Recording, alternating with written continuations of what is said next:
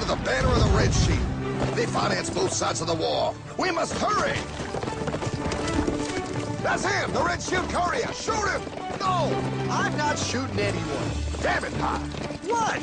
He beat everyone back with the news of the war and told England that Napoleon won. The Red Shield bankers in London pretended that England was doomed and started selling their English stocks. The English went into a selling frenzy to get rid of worthless English money. But the English won, right? Of course they won, but it was a trick by Red Shield. They waited until the stocks plummeted to pennies and then bought England back for nearly nothing. What? They did that? How? When the English leaders found out, they had no choice but to give themselves over to the Red Shield. Their money was gone, and they were slaves to the Red Shield war debt. Since that time, the English have been paying their national taxes directly to the Red Shield private bankers. The people have no idea. But the bankers bragged about what they did to us, laughing at us all the way to the bank. Why, it's the best business I've ever done. If I can control a nation's wealth, I care not who makes its laws. Oh, is this what Jefferson wanted to show me? No, look. They're in America, too? The Red Shield banks are here, Pie. Seeking a way to conquer our American dream. The dream you have, Pie. A dream of free men. They tried to take over our country many times and failed because Jefferson and the Patriots vowed to stop the evil tyrants at all costs. By authority of eternal God, he would not let the bankers win here. To preserve our independence, we must not let our rulers load us with perpetual debt. We must make our choice between economy and liberty or profusion and servitude. Wow. I place economy among the first and most important of Republican virtues, and public debt is the greatest of the dangers to be feared. It is incumbent on every generation to pay its own debts as it goes. We must have a central bank to secure this country's finances! If the American people ever allow private banks to control the issue of their money, first by inflation and then by deflation, the banks and corporations that will grow up around them will deprive the people of their property until their children will wake up homeless on the very continent their fathers conquered. Jefferson, you're mad! This country will have a central bank! Who's that? America's first Secretary of Treasury. Alexander Hamilton? Not for long. Aaron Burr, Thomas Jefferson's vice president. They didn't take too kindly to our first Sec Treasury. Sweet shot, Burr. The first attempt at a central bank only lasted 20 years and we shut it down. But the bankers tried again against Old Hickory President Andrew Jackson. You are a den of vipers and thieves. I intend to rout you out, and by the eternal God, I will rout you out. After surviving an assassination attempt, Jackson finally defeated the bank in 1836. When asked what was the greatest accomplishment in his life, Old Hickory replied, I killed the bank. And those were his last words. I killed the bank. And with real money backed with real gold, our country experienced the greatest boom in any nation's history. Oh, it was beautiful, pal. But the bankers, greedy for more power and wealth, were concocting their most ambitious plan yet to once and for all take control of the finances of the United States. In 1910, a secret meeting was held at a J.P. Morgan estate on Jekyll Island off the coast of Georgia. This meeting was so secretive, so concealed from government and public knowledge, that the 10 attendees used code names. I am clearly the richest man, so I should be the one to run the super-secret central bank. I own all the oil in America. I'm clearly richer than you will ever be, hula girl. I should run the super-secret central bank. You're nothing compared to me, lube job. I shall run the secret bank. Silence! Supreme Master Leader, I didn't know you were gonna be here. I'm not. Neither are you, dumbass. Oh, yeah, right. He's so smart. None of you shall run the bank. We have failed in the past because of openness. This time, the key to success is secrecy. The people must believe that they run the bank. Yes, brilliant! A sneak attack. What's the plan? We first create panic, then we show them the solution. With our man in office and well-planned timing, we will have our central bank. And so the people think it is theirs. We shall christen it Federal. The Federal Reserve.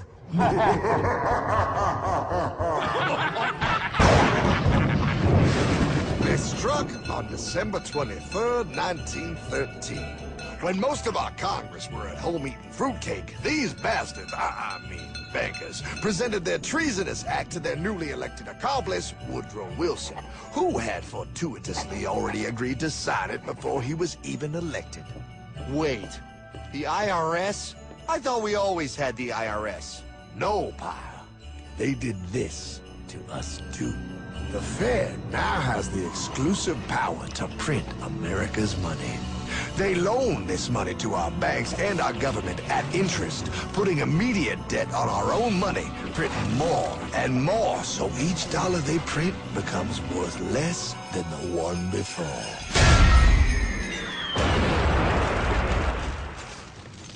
Merry Christmas.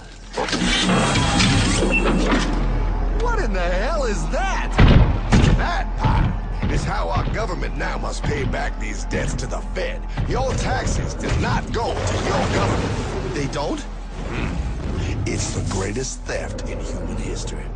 But, oh, okay, I mean, I sort of get what you're saying, but it's all so confusing. And really, Hartman, I don't see how it affects me at all. If I had more money, none of this would have happened. Hartman?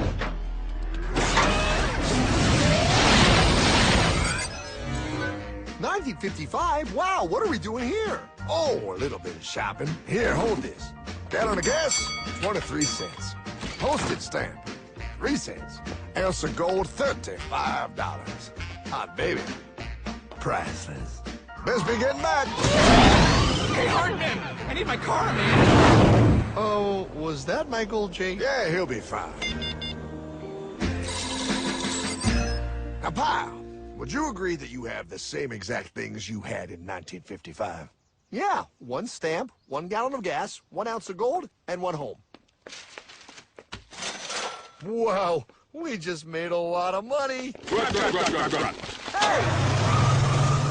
Gotta pay your taxes. Bet it's nice to have made all that money. Wait, that isn't fair. Now I actually have less money. I can't even go buy the things I just sold. The IRS and the Fed's inflation work together, pile. They aren't just taxing gain, they are taxing their inflation. You are no richer than you were in 1955. Now, does that sound fair or American to you? Yeah, but I mean, who doesn't hate taxes? I hate the IRS anyway. Pile, the higher they make the inflation, the more your money they take. It's thievery. You're not paying taxes on any more. You are paying taxes on the same. And now, you have less. They take our property away right in front of our eyes, just like Thomas Jefferson said they would. What's that? Oh, they found us! Quick, my sword! What sword? We don't need your banking machine! I'll condemn you to die, damn it! Die! Pile! The lanky bogey on my 9! Take him at his knees!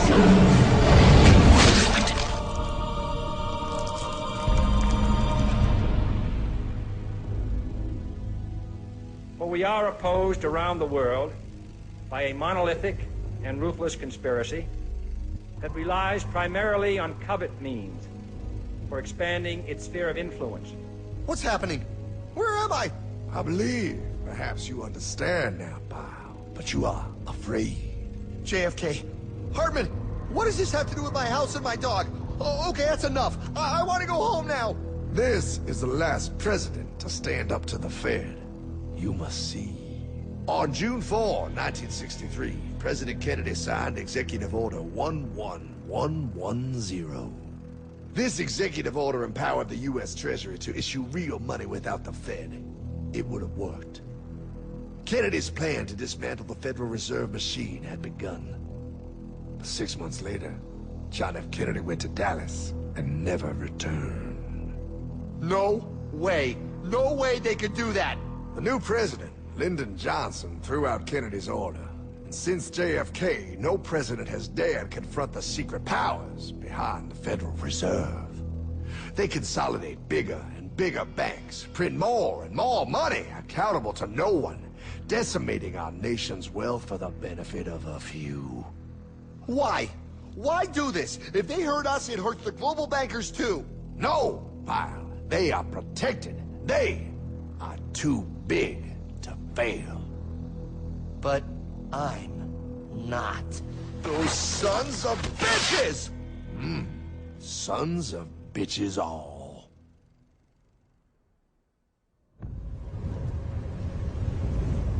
The day was cold. The wind sharp and strong.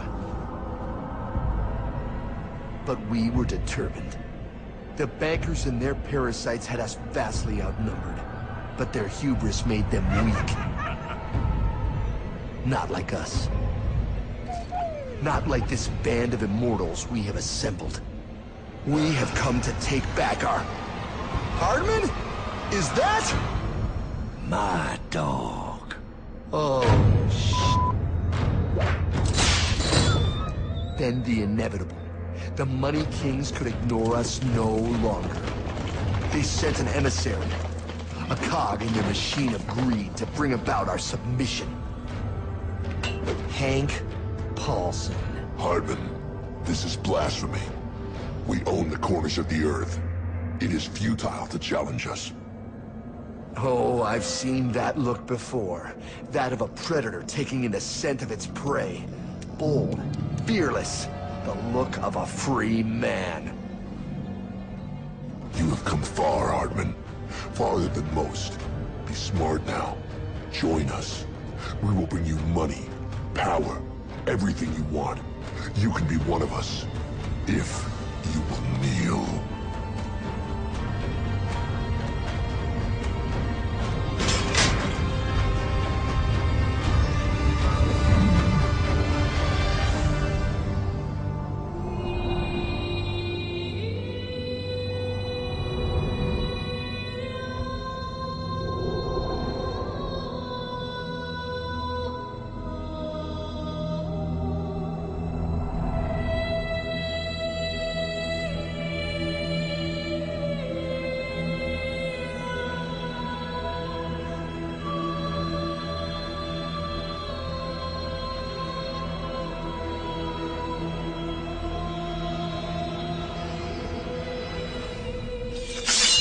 Madman. You're a madman. We're offering you everything. What do you think this is?